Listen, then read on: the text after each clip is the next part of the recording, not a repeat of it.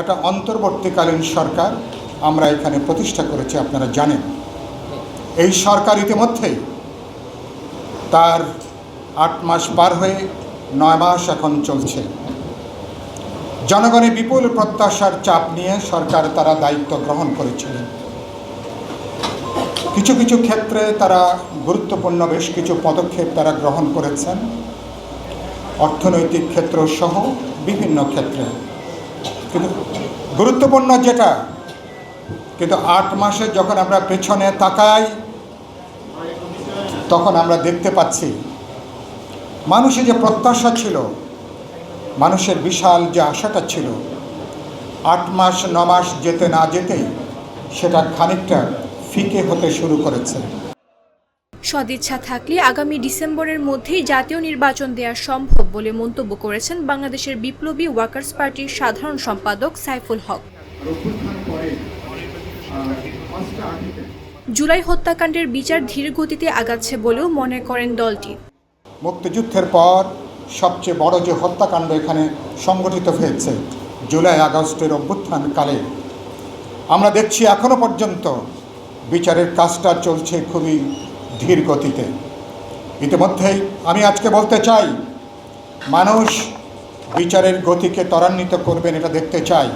প্রয়োজন বোধে ট্রাইব্যুনালের সংখ্যা বৃদ্ধি করেন, আমাদের প্রসিকিউশনের সংখ্যা আপনারা বৃদ্ধি করেন।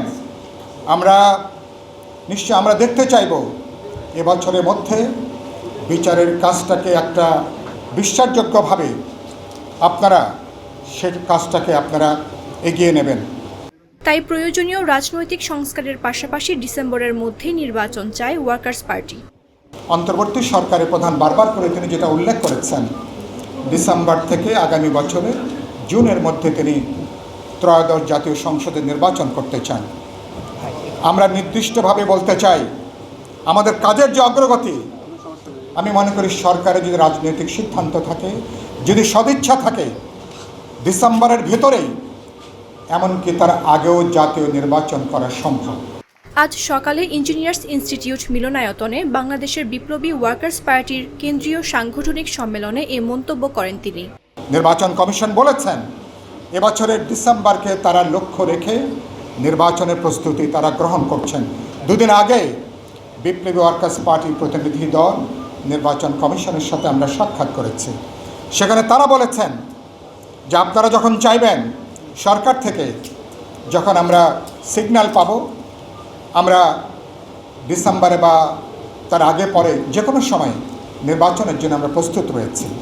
এ সময় তিনি বলেন, জুলাই অভ্যুত্থানকে বিপ্লব বলে চালিয়ে একটা নতুন আদর্শ চাপিয়ে দেওয়ার চেষ্টা হচ্ছে, কিন্তু আমরা তা মেনে নেব না। এর আগেও ফেসিবাদী সরকার গণতন্ত্র ও গণ আন্দোলনের পথ রুদ্ধ করতে যে সহিংসতা চালিয়েছিল তারও বিচারের দাবি জানান তিনি।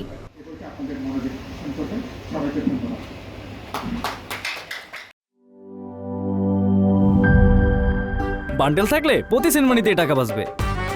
বিকাশ সেনমানি বান্ডেল কিনে জিতুন প্রতি লেনদেনে।